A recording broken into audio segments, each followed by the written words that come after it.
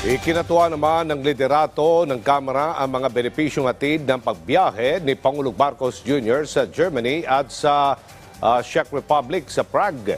Samantala sa pinakabagong net satisfaction rating ng Pangulo, lumalabas na maging ang ating mga kababayan kontento rin sa kanyang serbisyo. Yan ang ulat ni Bella Lesmora.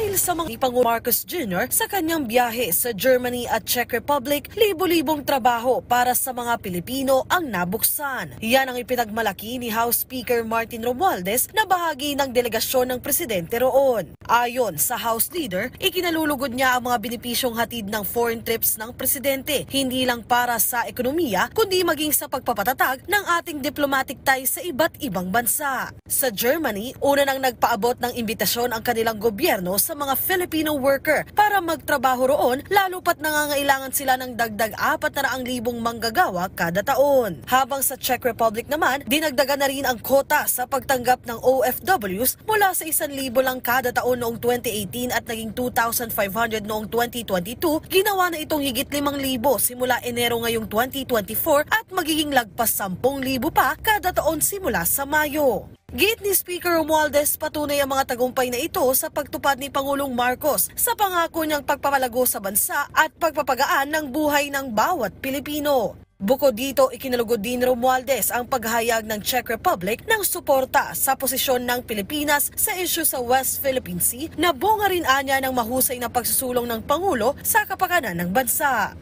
Pero kung ang pulso ng sambayan ng Pilipino naman ang aalamin, masaya rin kaya sila sa serbisyo ng administrasyon?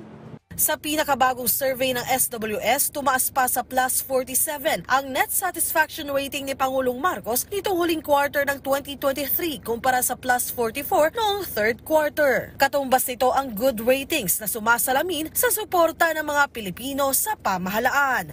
Mela Lesmoras para sa Pambansang TV sa Bagong Pilipinas.